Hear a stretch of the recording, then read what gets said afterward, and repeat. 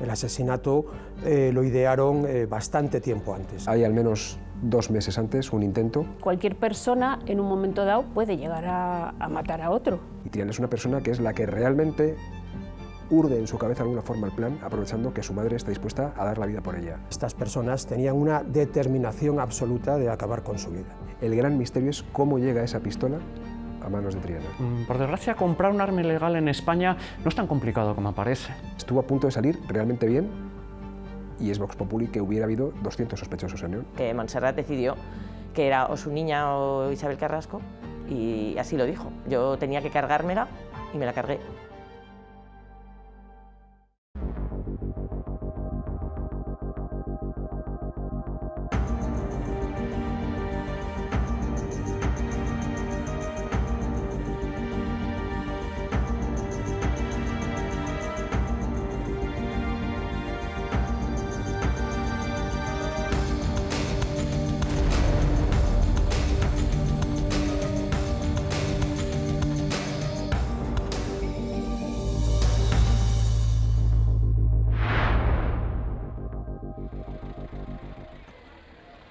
Yo estaba recogiendo a mi hijo en la puerta del colegio y un vehículo con un conductor ebrio se llevó por delante las 2 puertas laterales de mi coche, justo en el momento en que estaba metiendo a mi niño en el interior del vehículo que entonces tenía. Me entero inmediatamente. Es más, cuando me dan la noticia de la muerte de Isabel Carrasco, no me dan la noticia de la muerte, sino que la han tiroteado. No sabíamos que había fallecido. Entonces se me ocurrió volver hacia atrás y dirigirme a un policía local que estaba dirigiendo el tráfico en la salida del colegio. Y cuando me estoy acercando al policía, escucho la emisora de Radio Patrulla, como en las películas. Atención a todas las unidades. Acaban de matar a tiros a Isabel Carrasco en el puente del Berresga. Diríjanse todos inmediatamente para allá.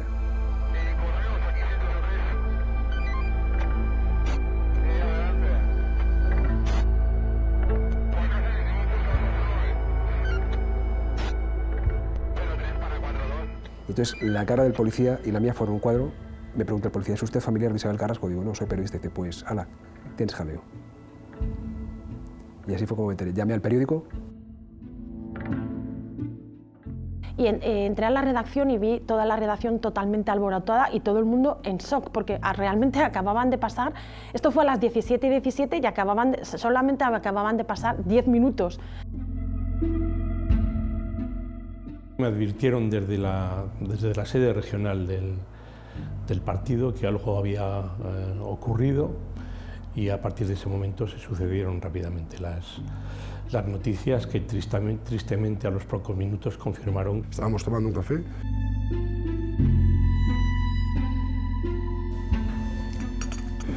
y se oyen noticias de que Isabel, sale del bar alguien que dice acaban de matar a la presidenta de la Diputación, tal, empiezan las noticias esas confusas y tal.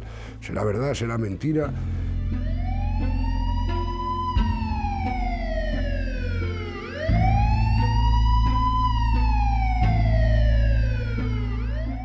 Estaba yendo a trabajar a mi despacho, que lo tengo en la Condesa, y recuerdo que me crucé con un coche de la Policía Nacional a toda velocidad, con las sirenas puestas, con otro coche, no sé, nacional o local, que me adelantó por Gran Vía de San Marcos a toda velocidad.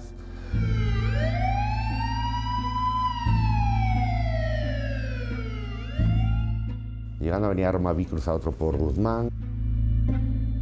Cuando ya estamos en Santas Martas, empezamos a ver noticias en el periódico, paramos el coche y dimos la vuelta. Muchísimas llamadas de medios de todo el país, nosotros, y sobre todo el impacto absoluto fue cuando a la hora, o quizá menos, se supo que eran Triana y su madre, que cuando yo escuché el nombre Triana le supe poner cara inmediatamente, porque sabía quién era.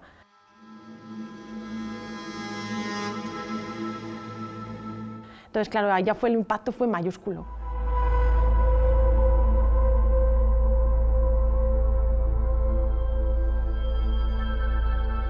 Ella tiene una comida con Fernando Jáuregui y con Marcos Martínez Barazón, con la expectativa de que había un mitin de Mariano Rajoy en Valladolid aquella tarde y que tenían que acudir, y entonces nada hace pensar, por supuesto, nada de lo que va a ocurrir. La comida concluye y ella se dirige hacia la sede del Partido Popular sola, sin escolta, sin nadie.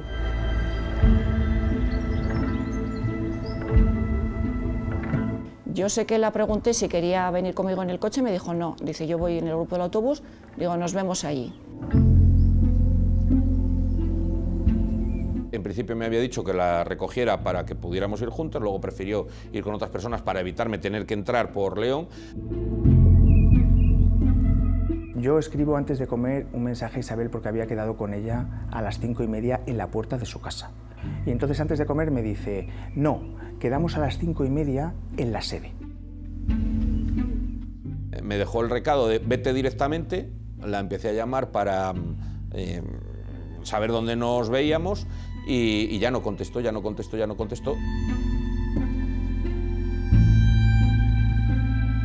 Le he dado muchas vueltas porque claro, si hubiéramos quedado en su casa, como estaba previsto inicialmente a las 5:30, pues ella bajaba de casa, estábamos allí esperando y desde luego en ese momento no hubiera pasado nada, lógicamente.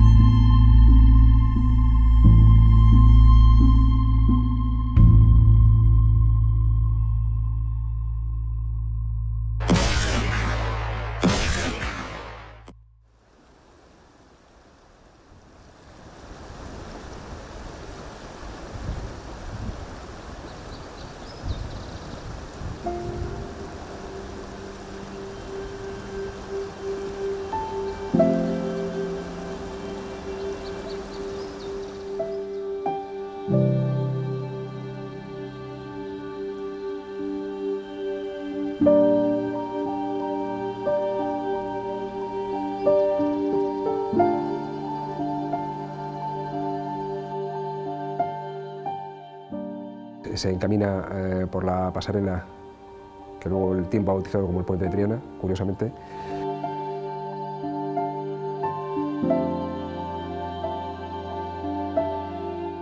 La vio sola, de las pocas veces que Isabel iba sola, porque Isabel siempre iba con alguien, siempre. Entonces de repente se le ocurrió, con lo cual no tenía preparada ni la escapatoria. Prueba de ello es que las cogieron a los 2 minutos.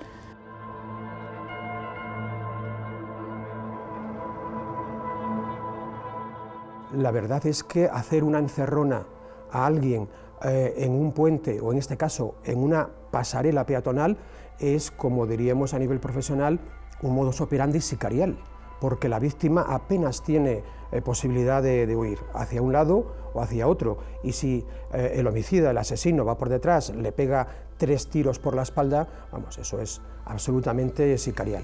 En conclusión, si no hubiera sido ese día en ese momento, hubiera sido otro, porque estas personas tenían una determinación absoluta de acabar con su vida.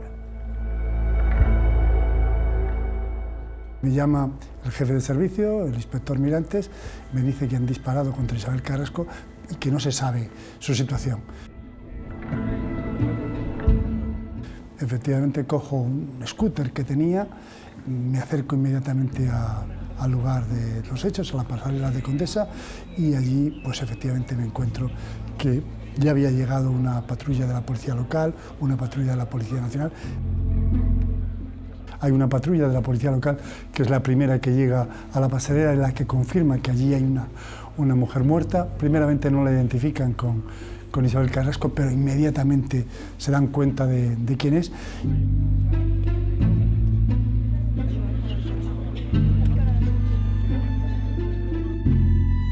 Ya no es que pienses que es Isabel, que sí, que también, pero es que es un ser humano. La acaban de disparar, la acaban de matar.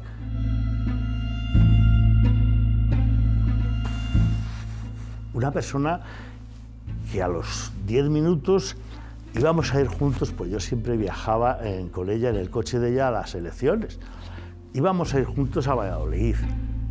Vamos, no te lo esperas ni queriendo. Entonces, no sé si tratas de aparecer frío, de gestionar la situación como delegado, porque en definitiva tu obligación es dárselo a conocer al presidente. Justo llegamos a la puerta de la sede y me llama Martín y me dice: oye, es que me están diciendo que han matado a Isabel Carrasco en la pasarela. Claro, a mí me da un vuelco al corazón y No le digo nada más y echo a correr hacia la pasarela. Y él estaba en la pasarela, su marido además, Jesús. Jesús lo vi allí y me dijo que probablemente, que quería ir a ver quién era porque le daba el pálpito, vamos, ya. Y entonces le dije, ven conmigo, vamos a pasar. Ya volvió, no te voy a decir cómo, pero vamos, deshecho totalmente. Sí, era Isabel, por desgracia, y además estaba muerta. La primera noticia yo creo que es en la radio, me lo dicen la gente del estudio, que ha matado a Isabel. Yo no podía creerlo. Llamé a Isabel, no contestaba su móvil, llamé a Jesús, estaba llorando, estaba en la pasarela, me dice, no le dejaban acercarse, acaba de suceder. Jesús en ese momento pues estaba destrozado porque no había consuelo para aquello, pero es que era normal.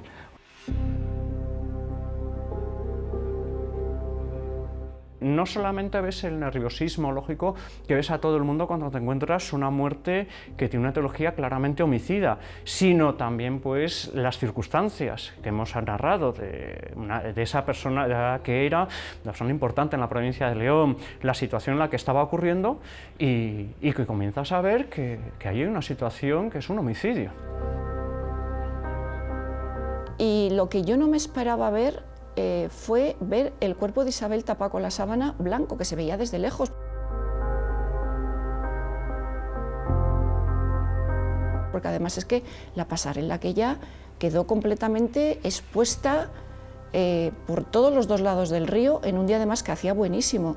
Yo recuerdo que estaba toda la gente en bici, paseando perros, o sea, entonces se montó como todo lleno de gente alrededor y yo no me lo podía creer, digo, pero ¿cómo debajo de esa sábana está Isabel? No te lo podías creer, aquello. Dices, es que ¿cómo es posible? Pero ¿quién ha podido hacer esto?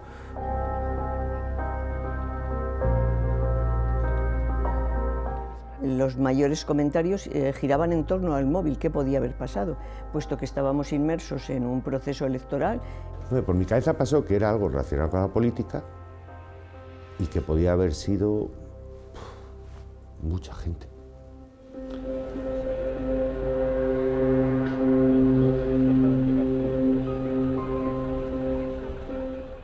La policía que estaba allí nos dijo, hombre, vamos a pedir un poco de cuidado, no sabemos a qué obedece, qué grupo puede haber detrás, si esto tiene que ver con algo más organizado, si puede suponer una amenaza para otros cargos públicos del Partido Popular.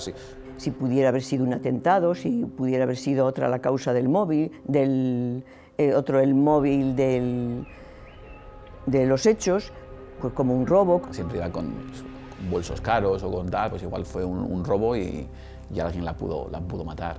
Luego también piensas en terrorismo, pues que una persona muy llamativa políticamente. Si os acordáis, había un tema, algo de las células islamistas o de algo, en ese momento había pasado algo, 15 días o un mes antes y tal. Y yo no sé por qué dije, bueno, a un político, igual un político de provincia, y le tocó.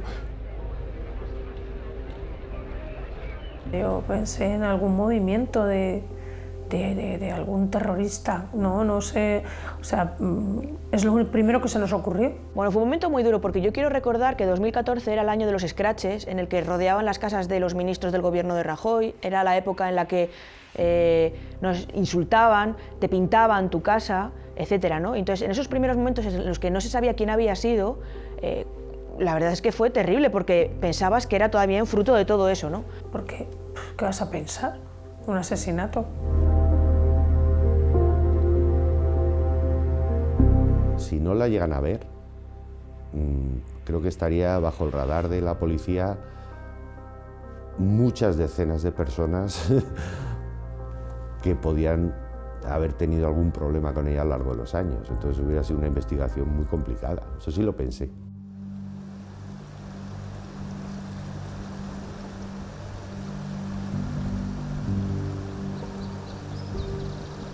Que tres personas, una ama de casa, una joven brillante y una policía local sin motivo, se conjuren para matar a la presidenta de Diputación, ya es raro, ¿verdad? Es raro. Que lo hagan en esas circunstancias, pues aún más. pero que en ese momento, en una pasarela donde apenas tiene 3 metros o quizá 4 de ancho, venga un policía prejubilado con su esposa, vea el crimen, absolutamente indirecto y apenas 2 o 3 metros, que siga a la homicida, a la asesina por las calles, informe a la policía y finalmente se practique la detención, bueno, pues la verdad es que es bastante raro, bastante inaudito.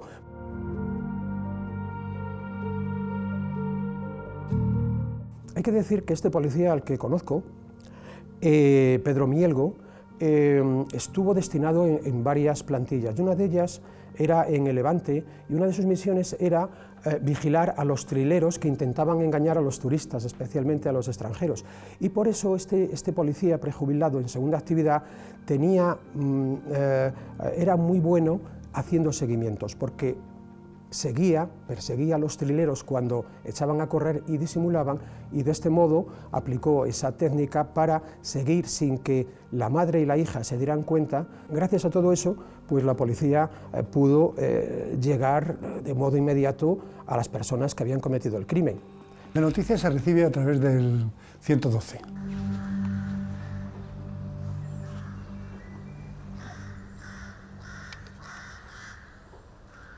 La mujer de Pedro Mielgo fue la primera que llama. Hay una conversación de Pedro Mielgo después también narrando los hechos, pero cuando ya está con una patrulla de la policía local, cuando ya han pasado bastantes minutos. La pasarela, mi chica está tirada en el suelo, tengo unos tiros, yo tenía que tener unos petardos. En la pasarela, pero que la han agredido, la han hecho nada. Esta no, que está tirada, no se mueve, está como muerta. Las patrullas inmediatamente, con los datos que ha facilitado el 112, se dispersan en torno al lugar donde se han producido los hechos.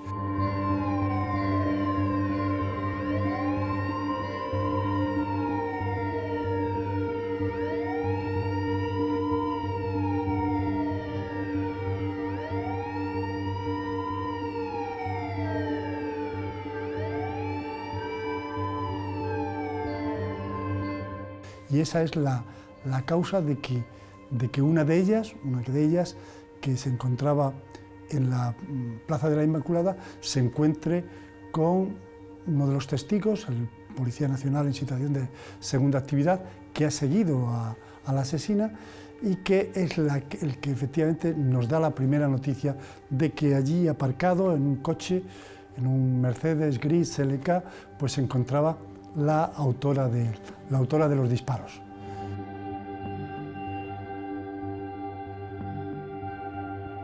En el coche, en el Mercedes, se encuentra solo Montserrat entonces. Su hija no había llegado, su hija Triana aparece después que la policía está hablando con ella. Y efectivamente la comunican que han estado en la confitería Fuensanta. A un policía se le enciende la luz, porque era lunes y conocía que Fuensanta estaba cerrado.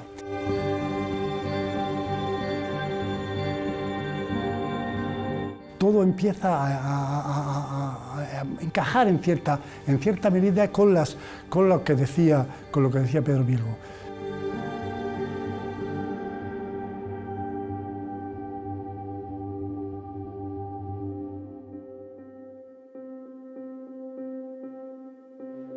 Después de pegarle los tiros, se van por unas calles determinadas, se quitan el embozo que llevaban, van al coche. Claro, no les salió por el azar, porque un agente de la Policía Nacional que estaba prejubilado pasaba por allí con su mujer y además era un experto en seguimiento de trileros.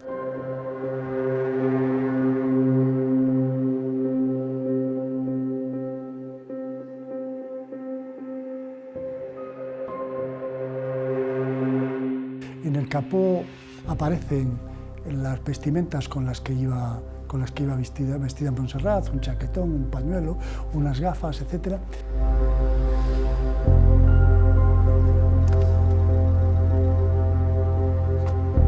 Y van a proceder a la detención cuando los agentes de policía descubren que Pedro Mielgo no está. Pedro Mielgo, al que no conocían, del que no tenían identidad, que es el que ha acusado de los disparos a estas mujeres, resulta que no está. Y se encuentran absolutamente en un momento de indecisión si dejarlas marchar o proceder a su detención. Fue entonces fundamental cuando una persona que había, un vecino que había observando la escena desde la acera de enfrente, alzó la mano llamando la atención de los agentes y les dije, yo he sido testigo también.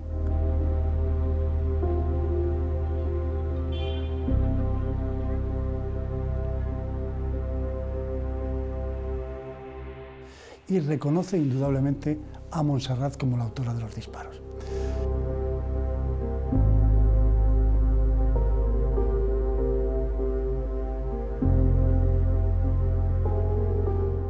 El subinspector de tráfico me dice, los agentes Pascua y Domínguez quieren hablar con usted. Y me pasa su teléfono. Y me dicen, jefe, tenemos en el coche a las dos mujeres que han asesinado a Isabel Carrasco.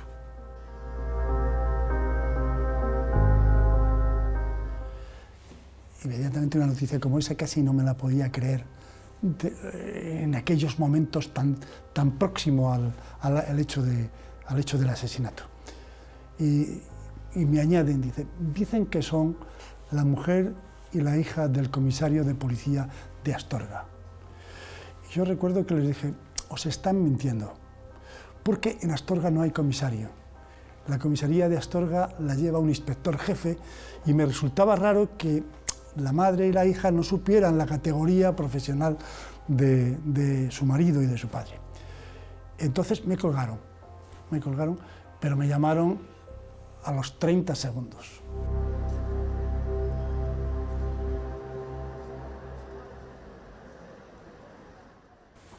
Y me dijeron, jefe, será inspector jefe, pero son la mujer y la hija y van detenidas a comisaría, las llevamos detenidas a comisaría en este momento.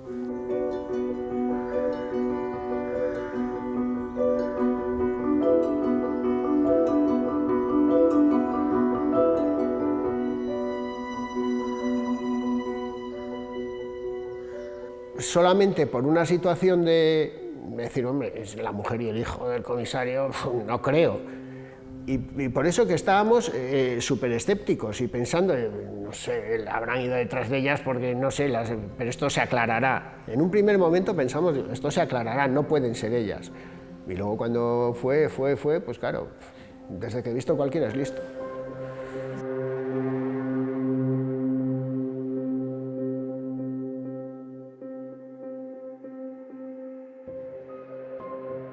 Si se me dice que haga una lista de 50 nombres que podían haber sido los responsables, no hubiera estado entre los 50, pero si esa lista se alarga hasta 250 tampoco hubieran estado porque no tenía ni idea. Entonces, cuando yo me enteré de los nombres, es que no me podía, en fin, llegar a entender por qué cadena causal de acontecimientos había dado lugar a desembocar en una cosa como un asesinato, ¿no?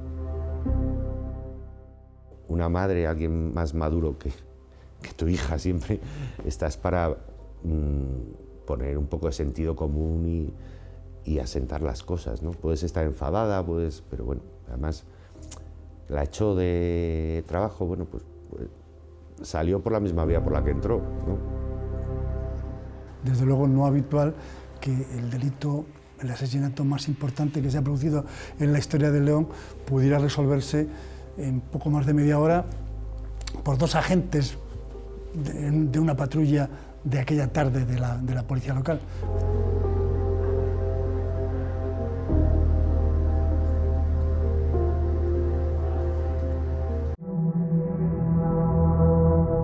No hizo ninguna parada. Ella siempre iba andando muy deprisa. ¿Y no tiró nada o no dejó nada o no pudo dejar nada en la rampa del garaje? No, porque cuando iba andando yo la veía y les veía todavía que llevaba la mano metida en el bolso. Al entrar cuando terminas Colón, con Lucas de Tui, que es donde yo veo que tira el bolso, pues a la mitad lo tiré en un garaje. Pedro Mielgo estaba convencido de que el arma la tenía Montserrat en el coche. Por eso las pesquisas que se hacen en el coche son realmente muy intensas. Y cuando ve que no está el arma, los policías me dicen que se sintió absolutamente decepcionado. Y lo que hizo inmediatamente, sin consultar siquiera con la patrulla de policía local, fue marcharse del lugar donde estaban siendo detenidas estas mujeres y marcharse por su cuenta a buscar el arma.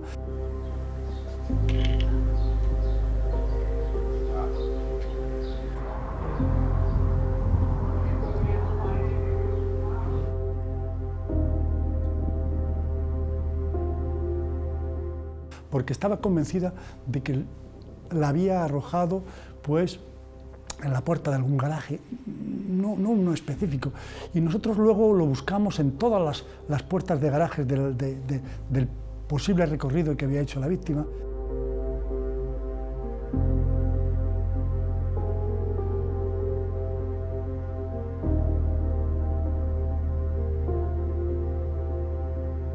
En las papeleras.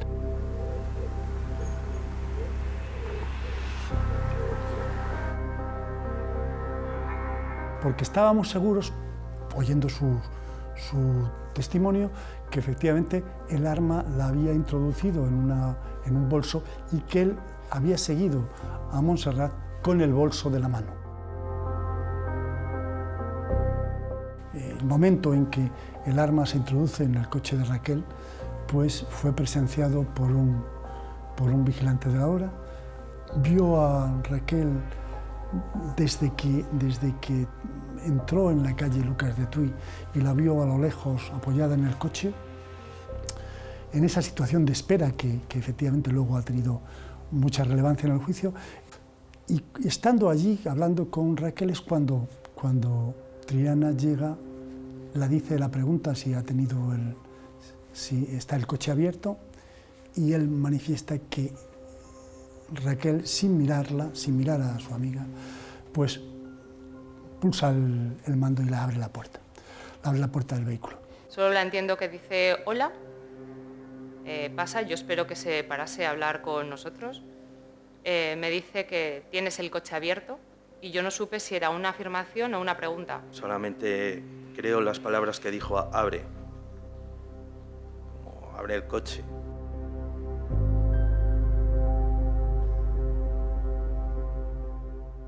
Las dos personas que fueron detenidas la misma tarde que ocurrieron los hechos pasarán esta mañana a disposición del juez para que el juez tome declaración y adopte las medidas que considere oportunas y necesarias. Y una tercera persona que fue detenida también pasará en calidad de imputada, no está detenida en estos momentos, pero pasará en calidad de imputada a prestar declaración cuando el juez la convoque a estos efectos.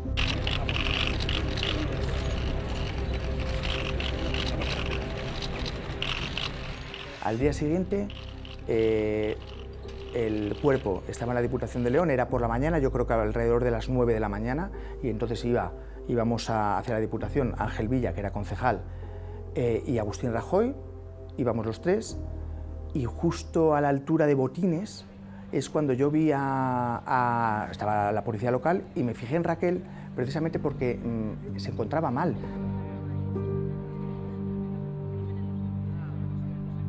Los agentes los distribuyeron pues, los jefes de las unidades. Tráfico tuvo unas medidas generales, luego de manera específica en cada punto hubo agentes de policía de barrio y ella coincidió efectivamente que se encontró de servicio casualmente pues ahí en las inmediaciones de la Diputación. Iba con unas gafas de sol y yo vi que no estaba bien, que algo le pasaba y pensé que a lo mejor era porque realmente conocía a Isabel y yo no lo sabía, porque oye, Isabel tendría también sus amigos que yo no tengo por qué conocer. Y después fue cuando ya salió todo lo que salió. Se tardaron unas 30 horas en localizar el arma, ¿verdad?, que ella tenía en su poder. Raquel tenía dos posibilidades. La ilegal, que es la de la calle, en el momento en que se da cuenta de lo que ocurre, si Raquel se deshace de la pistola, Raquel queda fuera de todo. Y no hubiera habido ningún problema. Y ella sabía, como profesional de la policía, que eso se puede hacer y que había muchas formas de hacerlo. Pero luego, por otra parte, tiene la sensación y tiene la idea de que no ha hecho nada malo, porque en realidad probablemente su fuero interno le diga que no ha hecho nada malo. Entonces decide dejar pasar las horas a ver qué ocurre y los acontecimientos la atrapan. Ella tuvo que evaluar si efectivamente era conveniente tirarla al río o era conveniente entregarla. Yo creo que en esa evaluación que hizo, imagino que efectivamente le pareció más conveniente para sus intereses, pues entregarla. No podemos elucubrar con eso. Yo creo que en su fuero interno sabía que iban a llegar a ella rapidísimamente y que la iban a detener. Por eso tomó la iniciativa de, en un momento determinado, llamar por teléfono a un policía que conocía.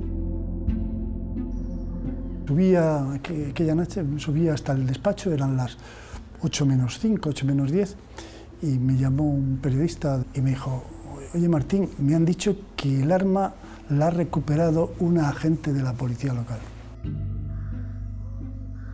Llego al despacho y hay un inspector que me dice: Raquel Gago, que entran a las 7 de la mañana, dice, ha preguntado, quería verle esta mañana.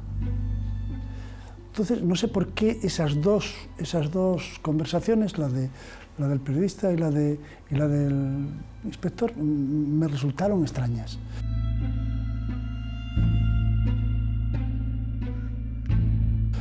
Efectivamente, la digo que la busquen y que venga hasta mi despacho. Está presente ahí presente un inspector y pues me dice que quería verme porque le ha ocurrido aquello, que había encontrado la pistola en un bolso en su coche cuando iba a llevar una bicicleta. Oh, sorpresa, he ido a bajar la bici, a meterla en el coche, había una garrafa de agua, se ha caído la garrafa, pero la garrafa no tenía tapón y donde ha caído el agua, medio escondido, ha aparecido un arma, un revólver, y parece que es el revólver con el que se ha matado, se ha asesinado a Isabel Carrasco.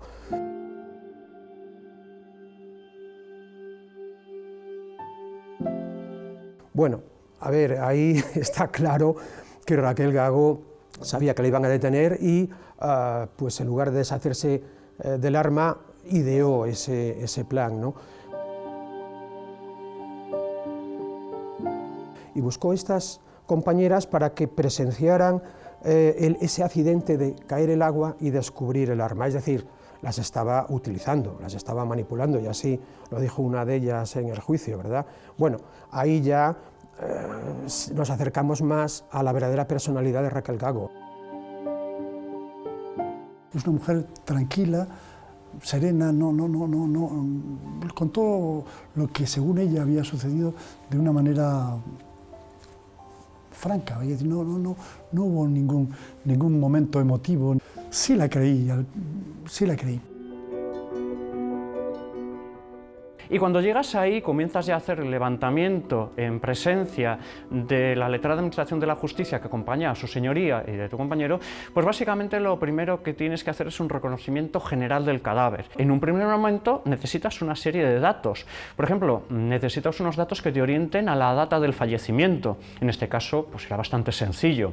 Necesitas una serie de datos que te orienten a la etiología médico-legal de la muerte. En este caso estábamos viendo que claramente era un homicidio. Y además estábamos viendo que las lesiones eran compatibles con lo que nos contaba Policía Nacional, de un homicidio por arma de fuego. Entonces, en un primer momento intentas recoger datos.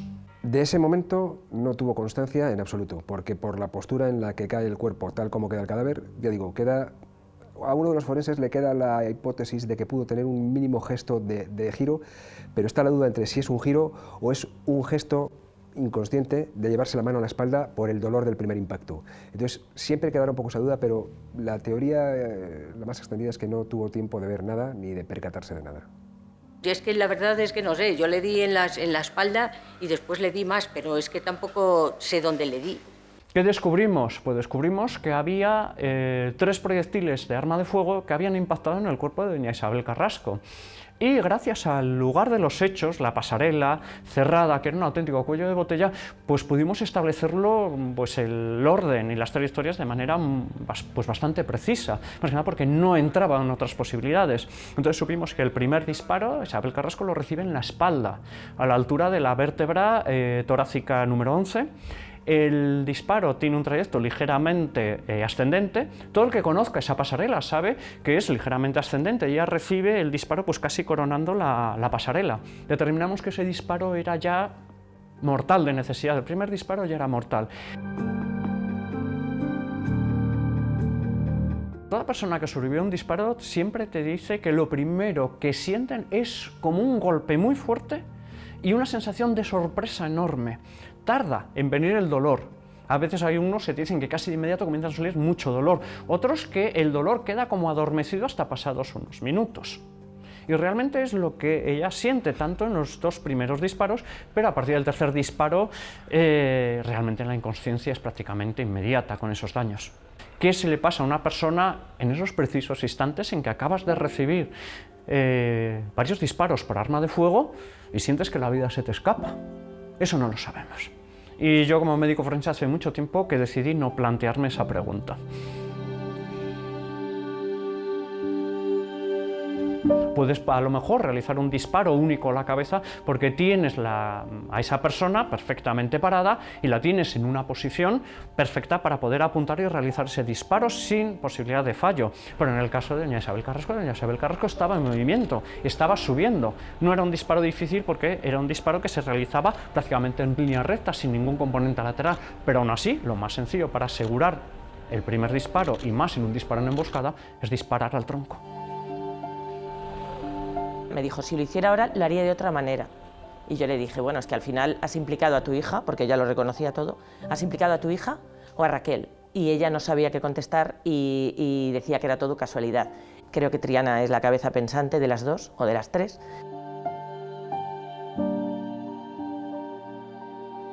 Y yo me enteré de dónde estaba y decidí irme a León. No recuerdo quién me lo dijo. O sea, no sé quién me dijo que iban a poner la capilla ardiente en la Diputación, alguien me lo diría.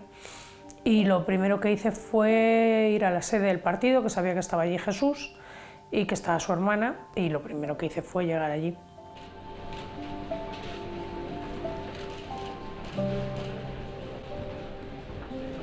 Desde el primer español, Su Majestad el Rey, que me ha hecho una llamada dolorida y consternada, de incredulidad, ¿no?, a tantos y tantos testimonios de personas y ciudadanos anónimos, de representantes de todas las fuerzas políticas, en definitiva de toda la ciudadanía, que no comprende porque no hay razón, no hay sentido.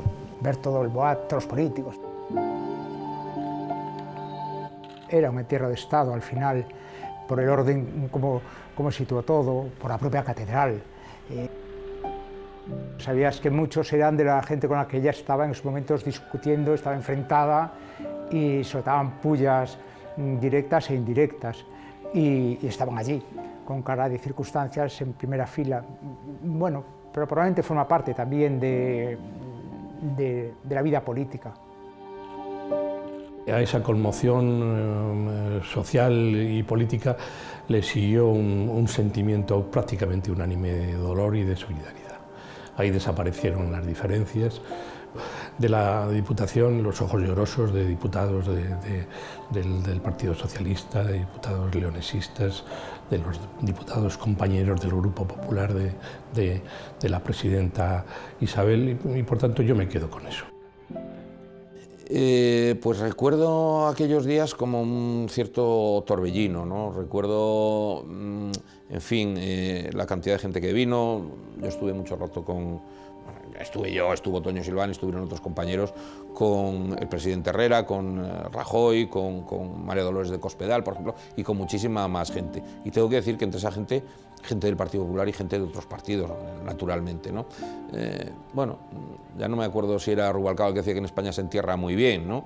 Probablemente en esos momentos de consternación y de shock, pues todo el mundo prefiriera A mí me gustaría que siguiera siendo así, recordar, como yo acabo de decir, los mejores momentos por encima de los malos, ¿no? Pero fue una cosa tan difícil que yo tengo que decir que me parecía que todos los pésames eran sinceros, ¿no? A pesar de las diferencias, incluso de las personas que podían estar política o personalmente más alejadas.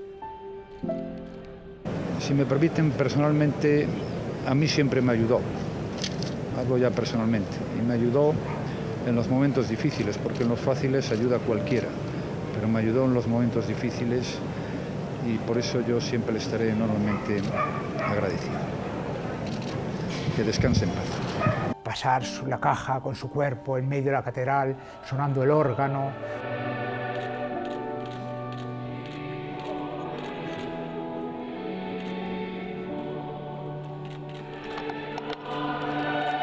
Todos los políticos, todos los amigos, todo León.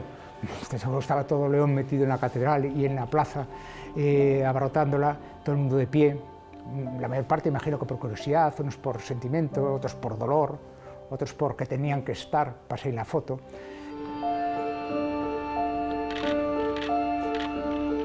La hija, Loreto, cuando entra en la catedral, ya casi en los primeros puestos, da una frase, dice una frase que me retumba todavía, que dijo: mamá no era mala.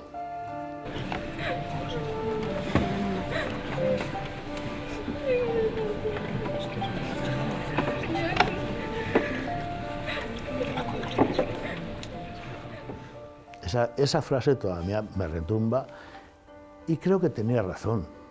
Todos somos más o menos buenos, pero malo, no creo bajo ningún concepto que Isabel Carrasco fuera mala. ¿Que en mucha medida la hicieron mala?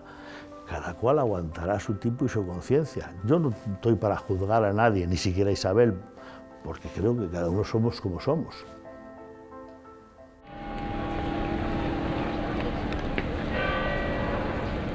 Que fue un crimen, un asesinato, y la sensación que dio es que la gente no estaba apenada, ¿no? Estaba todo el mundo en shock, en León, pero no veía realmente gente que lo sintiera de corazón, ¿no? Yo creo que su entorno cercano, especialmente su pareja y demás, y algunos amigos íntimos, tal, pues serían en esa parte los que peor lo pasaron. Después, en la parte política, pues muchos más de los que la gente cree.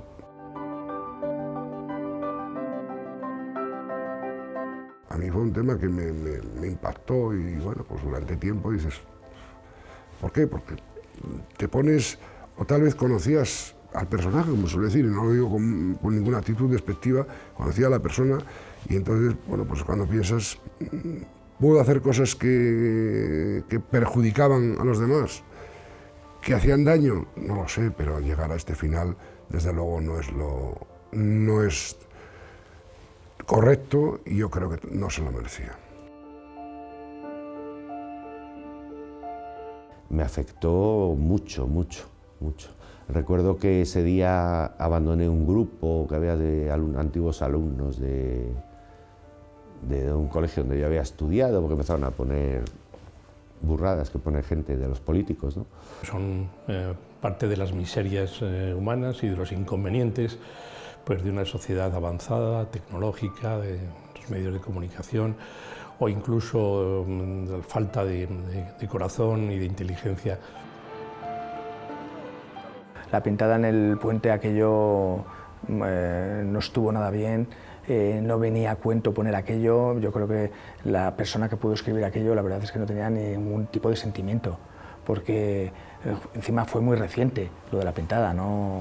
Eso, vamos, no hay, una persona normal no lo hace. Nadie debiera justificar el final, el asesinato que tuvo Isabel Carrasco, porque ella tuviera un determinado carácter. Y eso a veces se ha intentado hacer, y a mí me parece muy injusto. Me resulta muy duro pensar que haya gente que se pueda alegrar del asesinato de cualquier persona, aunque sea tu peor enemigo. Creo que a lo mejor se habló de que incluso había gente que había brindado. No sé si fueron simples rumores. Supongo que sí, que hubo gente que sonrió, pero insisto, pienso que pudo ser algo casi momentáneo, ¿no? Porque nadie se merece, nadie tiene el derecho de matar a nadie por nada. Es un crimen político también, es un magnicidio. Lo viví pues como lo que era, como un magnicidio, entre el estupor y la sorpresa. ¡Asesina! ¡Asesina, perra! ¡Asesina! ¡Asesina! Lo que me pregunto es si Montserrat hubiera matado a un hombre en las mismas circunstancias que Isabel Carrasco. Y me gustaría que la gente se hiciera esta pregunta. Cuando los conocen las autoras, con más sorpresa todavía, porque yo ya estaba en ese momento en el salón de sesiones celebrando el pleno extraordinario. Isabel era valiente. Ella era presidenta del partido en León, yo era presidente del Partido Popular en Castilla y León, y nunca me transmitió el que tuviera un especial miedo, ni por supuesto temor a un desenlace y a unas circunstancias de esta naturaleza. Que fuese voluntaria esa muerte, es lo que es terrible. Que alguien decidió que la mataba, que no fue un accidente, no fue una enfermedad, que es lo normal, de lo que morimos normalmente.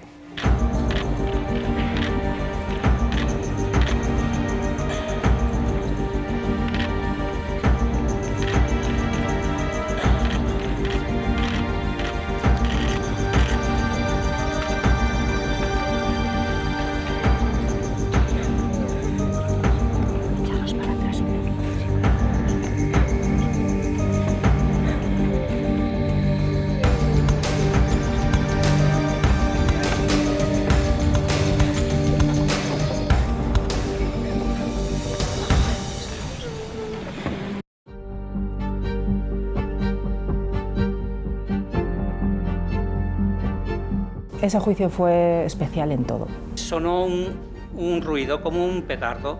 Sí, no volverá a ver otra historia igual. El último disparo lo dio, pero ya casi que salió humo y todo. El abogado defensor de Raquel no había aparecido. Despejen la sala, por favor. Estaba convencida de que es lo que tenía que hacer. ¿Está usted arrepentida por lo que ha hecho? No. Pienso que es todo fruto de la paranoia de una madre, de una hija y la historia de una venganza. ¿A su madre le dijo que, o le había dicho alguna vez que quería matar a Isabel Carrasco? Sí. Nadie se merece que le asesinen y desde luego nadie merece morir así. Soy inocente.